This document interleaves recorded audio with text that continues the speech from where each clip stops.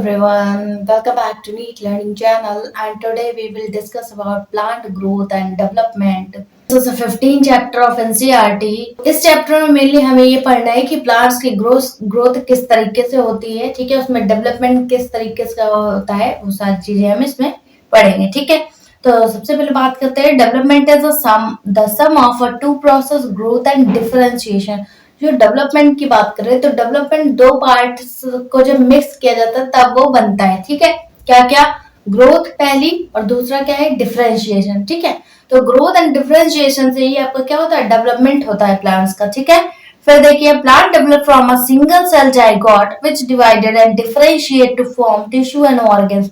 तो प्लांट्स में क्या होगा? सबसे पहले जब कोई भी चीज बनती है, कोई भी सेल बनती है, तो वो कैसी? एक सिंगल सेल ही बनती है, ठीक है। सिंगल सेल में फिर उसके बाद चाहे जितने भी डिवीजन हो, और डिवीजन से ही आपका ऑर्गन बनता है, ठीक है।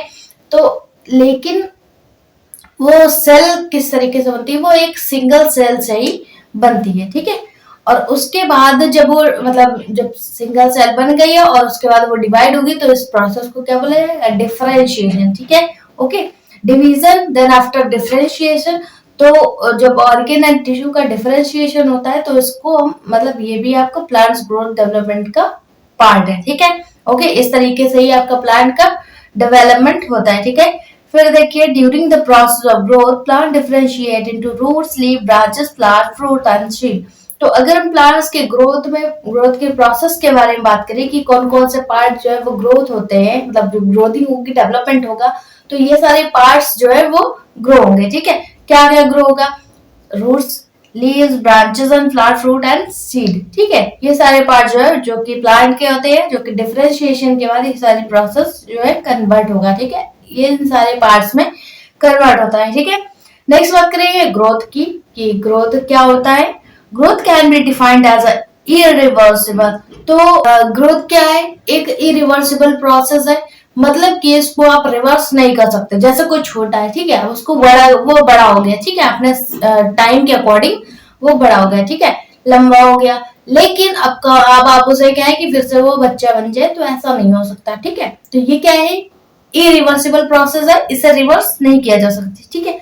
Permanent increase in the size of organ or its a part or even of the individual cell। तो कोई भी इंडिविजुअल सेल होगी वो अगर एक बार ग्रोथ हो गई उसमें तो दोबारा वो डाउन नहीं होगी, ठीक है। एक बार उसका साइज ग्रो हो गया, साइज ग्रो हो गए तो फिर वो दोबारा रिवर्स नहीं होगा, ठीक है।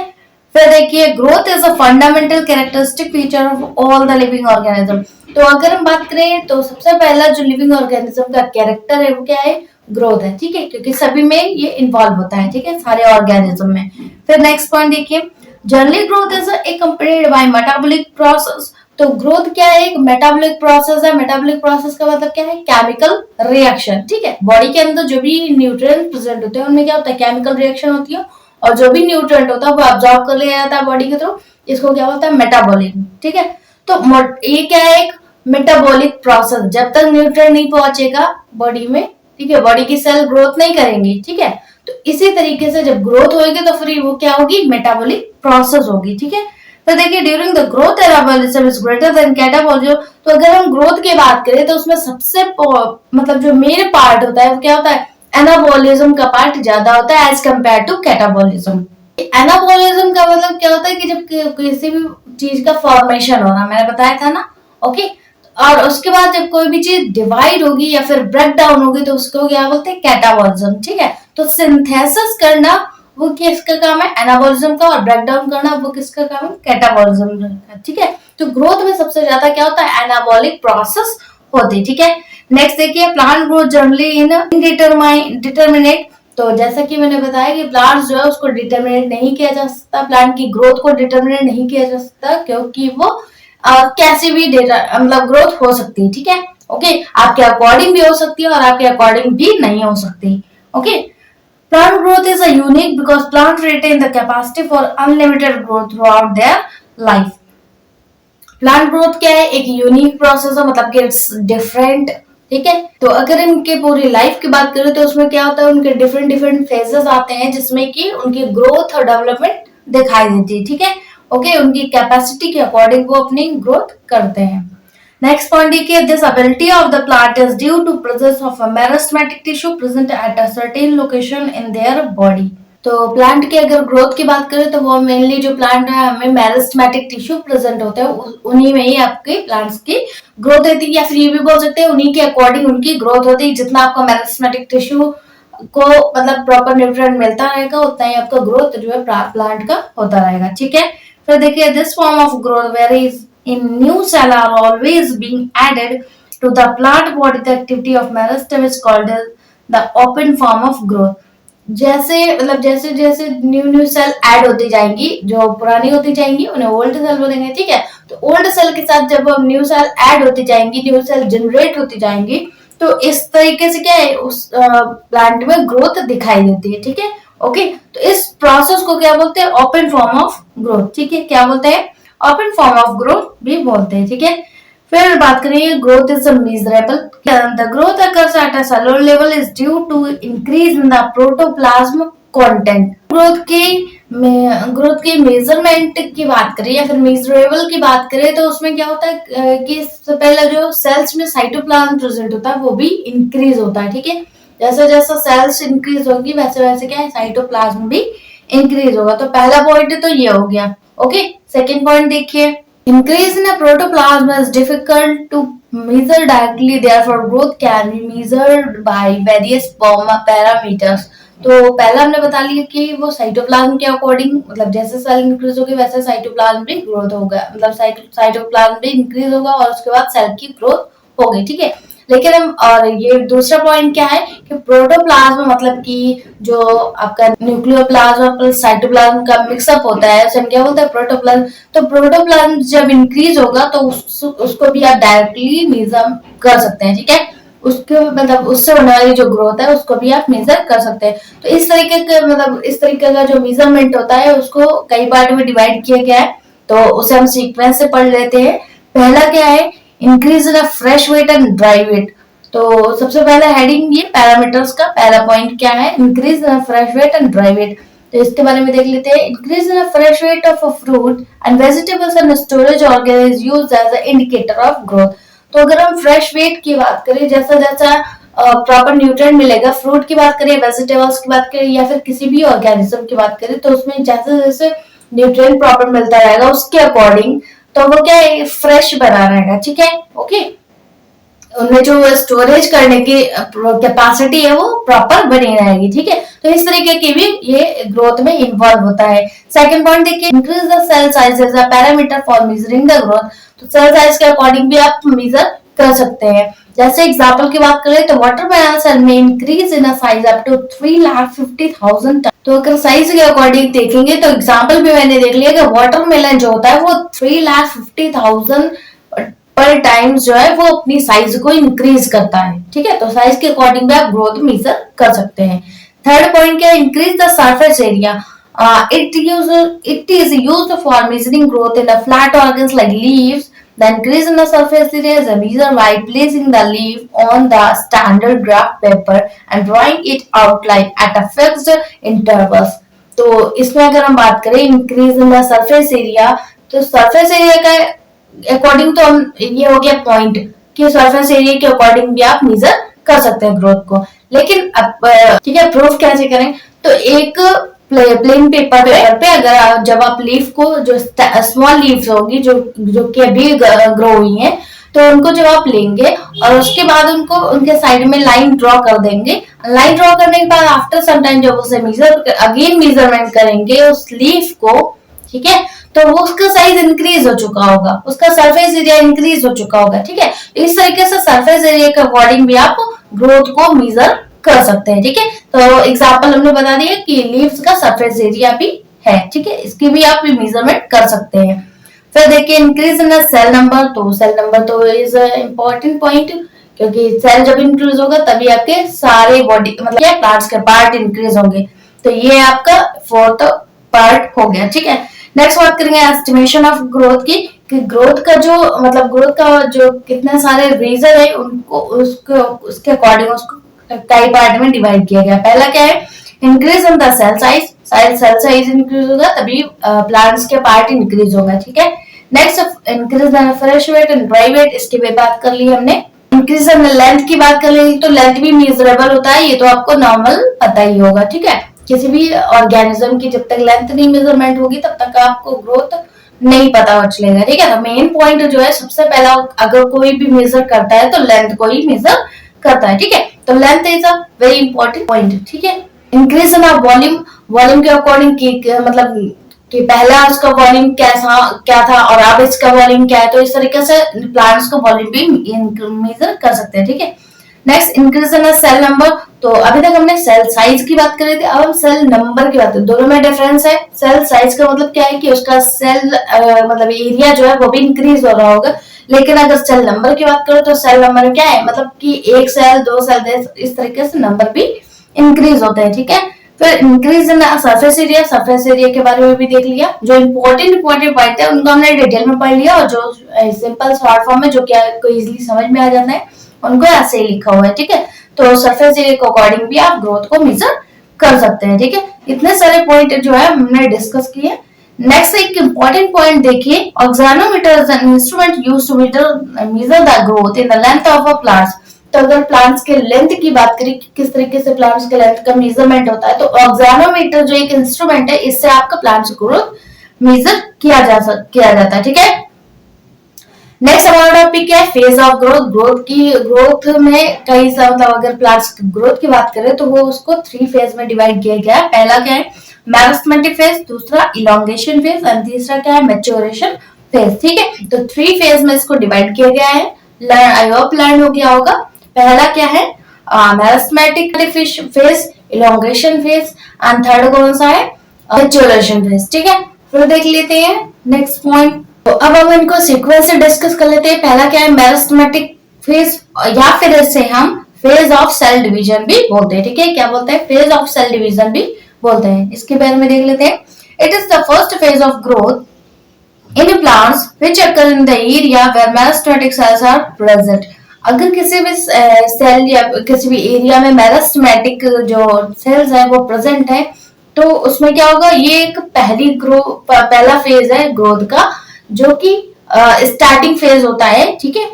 तो इसमें क्या होता है, एरिया जो होता है प्लांट्स में जो प्रेजेंट मेरिस्टेमेटिक सेल्स होती है वो इंक्रीज होती है, ठीक है। एग्जांपल की बात कर लेते हैं। At the shoot and root tip of the plant where meristematic are constantly dividing। तो अगर मतलब जो मेरिस्टेमेटिक सेल प्रेजेंट होती है वो shoot tip and root tip पे प्रेजेंट होते हैं, ठीक है, जो कि मेरिस्टेमेटिक मतलब जो कि कॉन्स्टेंटली डिवाइड होती रहती हैं। फिर देखिए, the cell at this phase of growth following features. तो अगर हम इनके मतलब जो फेज जो हमारा फीचर्स में डिवाइड किया गया है तो उसको देख लेते हैं। हैव ए डेंस प्रोटोप्लाज्म, जैसा डेंस मतलब कि कंसंट्रेटेड प्रोटोप्लाज्म प्रेजेंट हो। सेकंड क्या है, contain large nucleus, large amount में न्यूक्लियस प्रेजेंट हो, ठीक है। लार्ज न्यूक्लियस मतलब कि लार्ज एरिया में न्यूक्लियस हो, ठीक है। Next have high respiration rate, तो उसका रेस्पिरेशन रेट जो है वो भी हाई होना चाहिए। तो ये सारे जो फीचर्स हैं वो किसके हैं, मेरिस्टेमेटिक फेज के हैं, ठीक है। किसके हैं, मेरिस्टेमेटिक फेज या फिर फेज ऑफ सेल डिवीजन के हैं। नेक्स्ट हमारा फेज क्या है, इलोंगेशन फेज, या फिर इसे फेज ऑफ इनलार्जमेंट भी बोलते हैं, ठीक है। पहला फेज क्या होगा, जहां पर आपका सेल जो है वो डिवाइड हो रही है, ठीक है, ओके, सेल जो है वो डिवाइड हो रही है। तो जो इनलार्जमेंट वाला है उसका फीचर्स देख लेते हैं। पहला इसमें क्या दिखाई देगा कि increase vacuolation and a new cell wall deposition and a cell size. Vacuolation की बात करें तो जो मतलब वैक्यूल्स प्रेजेंट होते हैं प्लांट्स में, आपने पढ़ा होगा। तो प्लांट्स में वैक्यूलेशन का मतलब क्या, वैक्यूल का साइज जो है वो इंक्रीज हो रहा होगा। Next new cell wall deposition, जो सेल वॉल है वो क्या होंगे, मतलब सेल वॉल जो है वो इंक्रीज हो रही होंगी, उनका जो सेल का एरिया है वो इंक्रीज हो रहा होगा, और जो मतलब सेल में वो जो इम्पोर्टेंट न्यूट्रिएंट जो है वो स्टोर करके रखते हैं वो भी उनका डिपॉजिट हो रहा होगा सेल वॉल में, ठीक है। फिर देखिए सेल साइज की बात कर लेते हो, तो सेल साइज भी इस पार्ट में इंक्रीज होती है, इस फेज में। कौन सा फेज में, आपका इलोंगेशन फेज जो होता है उसमें आपका सेल साइज भी इंक्रीज होता है, ठीक है। फिर देखिए थर्ड फेज के बारे में बात कर लेते हैं, मैच्योरेशन फेज और फेज ऑफ डिफरेंशिएशन। जब आपका सेल जो है मैच्योर हो चुका होता है तो उसके बाद में अब उसमें क्या होगा, डिफरेंशिएशन की प्रोसेस होगी, ठीक है। फिर इसमें देख लेते हैं, लार्ज सेल डेवलप इंट्रोस्पेशल और particular type of cells by undergoing structural and physiological differentiation. तो इसमें बात कर ली तो ये जो मतलब इलाजमेंट इसके नाम से ही पता चल रहा है, फिर इसके जस्ट बाद वाला जो फेज होता है उसे क्या बोलते हैं, मैच्योरेशन फेज, ठीक है, जिसमें की जो सेल्स होती है वो मैच्योर हो चुकी होती है, ठीक है। फिर उसके बाद अब उसमें क्या होगा, डिफरेंशिएशन की प्रोसेस होगी। तो जो डिफरेंशिएशन की प्रोसेस है उसको दो पार्ट में डिवाइड किया गया। पहला क्या है, स्ट्रक्चरल डिफरेंशिएशन, दूसरा क्या है, फिजियोलॉजिकल डिफरेंशिएशन। इसके बारे में देख लेते हैं। पहले बात करेंगे स्ट्रक्चरल डिफरेंशिएशन की। A cell attain a particular shape, तो स्ट्रक्चर की बात करें मतलब स्ट्रक्चर उसका कुछ चेंजमेंट आ रहा होगा उसमें, तो सेल्स जो है उसका शेप, जो सेल का शेप है वो चेंज होगा, ठीक है। ओके, तो इस टाइप के जो डिफरेंशिएशन होता है इसे क्या बोलते हैं, स्ट्रक्चरल डिफरेंशिएशन बोलते हैं। नेक्स्ट बात करेंगे फिजियोलॉजिकल डिफरेंशिएशन की। Cell attain a particular function, तो ये सारे मतलब इस कंडीशन पे जो होता है, इस फेज पे जो होता है सेल में क्या, जो सेल का फंक्शन है वो स्टार्ट हो जाता है, क्योंकि ये सेल मैच्योर हो चुकी है, ठीक है। तो अब मैच्योर होने के बाद इनका जो वर्क है, इनका जो फंक्शन है वो अपना करना स्टार्ट करेंगे, ठीक है। फिर एग्जाम्पल की बात कर लेते हैं, जैसे कि एब्जॉर्प्शन ऑफ वाटर, ये क्या है, वर्क है किसका, रूट का, ठीक है। तो ये सारी जो सेल्स बन चुकी है ये अपना वर्क कब करती है, जब मैच्योर हो चुकी होती है, मतलब मैच्योरेशन फेज या फिर फेज ऑफ डिफरेंशिएशन में करती है, ठीक है। तो एब्जॉर्प्शन ऑफ वाटर हो गया, मिनरल्स बाय रूट हेयर, जैसे मिनरल्स जो है रूट हेयर के थ्रू लिए जाते हैं, and photosynthesis by mesophyll cell. ये सारे क्या फंक्शन है, सभी के अलग अलग पार्ट्स के फंक्शन है, प्लांट्स के पार्ट के फंक्शन है, तो वो अपना स्टार्ट कर देते हैं अपना फंक्शन करना, ठीक है। नेक्स्ट हमारा टॉपिक क्या है, ग्रोथ रेट, इसके बारे में देख लेते हैं। An organism or a parts of organism can produce more cell in a variety of ways। तो इसमें सबसे पहले मतलब ग्रोथ रेट से पता चला होगा कि ग्रोथ जो होती है वो दो टाइप की होती है, ठीक है। और इसको जैसे ग्रोथ क्यों हो रही है कि जितने भी नंबर ऑफ सेल्स इंक्रीज होंगे वैसे ही आपको ग्रोथ दिखाई देगा, ठीक है, किसी भी ऑर्गेनिज्म में। फिर देखिए, the increase in growth per unit time is defined as a growth rate. तो अगर जैसे ग्रोथ के अकॉर्डिंग पे अगर बात करें तो सेल जो है पर यूनिट टाइम इंक्रीज हो रही होगी, ठीक है, या फिर पर यूनिट टाइम पे सेल जो है वो डिवाइड हो रही होगी, ठीक है। तो डिवाइडिंग का कितना रेट है उसको क्या बोलते हैं, ग्रोथ रेट, ठीक है, क्या बोलते हैं, ग्रोथ रेट। नेक्स्ट देखिए, growth rate can be calculated by arithmetical and geometrical. जो ग्रोथ रेट है वो दो टाइप में डिवाइड है, पहला क्या है अरिथमेटिकली ग्रोथ एंड दूसरा क्या है ज्योमेट्रिकल ग्रोथ रेट, ठीक है। तो सबसे पहले बात करेंगे अरिथमेटिकल ग्रोथ रेट की। It is the growth rate in which growth occurs at a constant rate from the very beginning and process arithmetically. तो ये जो ग्रोथ होती है अरिथमेटिकली की बात करें तो अरिथमेटिकली ग्रोथ कर्व आप जैसा स्ट्रक्चर में देख पा रहे होंगे, तो स्ट्रक्चर में कैसे दिख रहा है कि वन सेल जो है वो वन सेल परमानेंट है, आप किसी भी टाइम उसको देखेंगे, ठीक है। जो आपके वन सेल जिस पोजीशन पे है, ठीक है, वो सेल वहीं पे मतलब प्रेजेंट रहेगी, चाहे वो कितनी डिवाइडिंग कर ले, ठीक है, कितनी भी सेल जो है वो डिवाइड कर ले, लेकिन वो जो सेल है वो अपनी ही पोजीशन पे प्रेजेंट रहेगी हमेशा, ठीक है। तो इस जो मतलब जो ग्रोथ रेट है इसको क्या बोलते हैं, अरिथमेटिकली ग्रोथ कर्व बोलते हैं, ठीक है। ओके, नेक्स्ट देखते हैं, mitotic cell gives only one daughter cell continue to divide while other differentiate and mature. तो ये जो मतलब जो आपका अरिथमेटिकली ग्रोथ रेट होता है इसमें क्या होता है, माइटोटिक सेल डिवीजन होता है। माइटोटिक सेल डिवीजन क्या होता है, वन सेल जो होता है टू सेल में कन्वर्ट होता है, ठीक है, टू पार्ट में कन्वर्ट होती है, ठीक है। तो जो आपकी प्राइमरी सेल थी, मदर सेल थी, वो क्या है, वो तो प्रॉपर बनी रहेगी उसी पोजीशन पे, एक न्यू सेल आकर उसके बगल में ऐड हो जाएगी, लेकिन वो जो जिस पोजीशन पे थी वो उसी पोजीशन पे बनी रहेगी, लेकिन जब डिवाइड होगी तो उसका डॉटर सेल जो बनेगा न्यू, तो वो आके उस साइड में ऐड हो जाएगा और उसके बाद मेच्योरिटी स्टार्ट हो जाएगी। एग्जाम्पल की बात करें तो ये जो अरिथमेटिकली ग्रोथ रेट होता है वो आपका root elongation of a constant, जैसे कि एग्जाम्पल हमने बताया कि रूट इलोंगेशन जो फेज होता है, जो इलोंगेशन आपका रूट में होता है, तो उसमें आपका ये जो रेट होता है वो कांस्टेंट होता है, ठीक है। ओके, कौन सा, अरिथमेटिकली जो ग्रोथ रेट है वो कांस्टेंट रहता है, कहां पर, रूट इलोंगेशन फेज में, ठीक है। तो इस तरीके से एक फॉर्मूला दिया जाता है, LT is equal to L naught plus RT। तो जहां पर LT जो है वो क्या है, लेंथ एट अ टाइम, कि टाइम के साथ जो लेंथ है वो इंक्रीज हो रही है या नहीं, ठीक है। L not length at a time zero, जब टाइम जीरो था, जहां पर उसका कोई भी जहां पर उसकी स्टार्टिंग हुई थी, तो यहाँ पर क्या है, टाइम 0 पे उसको क्या बोला जाएगा, एल नॉट। और उसके बाद जब टाइम के अकॉर्डिंग वो इंक्रीज हो रहा है, टाइम चाहे कितना भी इंक्रीज होता जाए, लेकिन वो सेल जो है वो प्रॉपर उसी पोजीशन पे बनी रहेगी। तो वो क्या है, length at a time, L T. ठीक है, आर की बात करें तो वो क्या है, ग्रोथ रेट। तो इस तरीके से फॉर्मूला बन जाता है, या फिर उसे इलोंगेशन पर यूनिट टाइम भी बोलते हैं आर को। ठीक है, तो इस तरीके से फॉर्मूला बन जाता है L T equal to L naught plus R T. तो ये भी आपको बहुत अच्छे से लर्न रखना है कि इसमें कंफ्यूजन बहुत होती है, क्योंकि ज्योमेट्रिकल में भी कुछ ऐसा ही फॉर्मूला है, वही आपको डिफरेंशिएट करने में, डिफरेंट करने में प्रॉब्लम होगी। ठीक है, तो इसको अच्छे से लर्न करना है कि अरिथमेटिकली का फॉर्मूला क्या है एंड ज्योमेट्रिकल का फॉर्मूला क्या है। तो नेक्स्ट हमारा टॉपिक क्या है, ज्योमेट्रिकल ग्रोथ। इसको हम हमारे नेक्स्ट वीडियो में डिस्कस करेंगे। तो मिलते हैं हमारे नेक्स्ट वीडियो में हमारे नेक्स्ट टॉपिक के साथ। तब तक के लिए थैंक यू।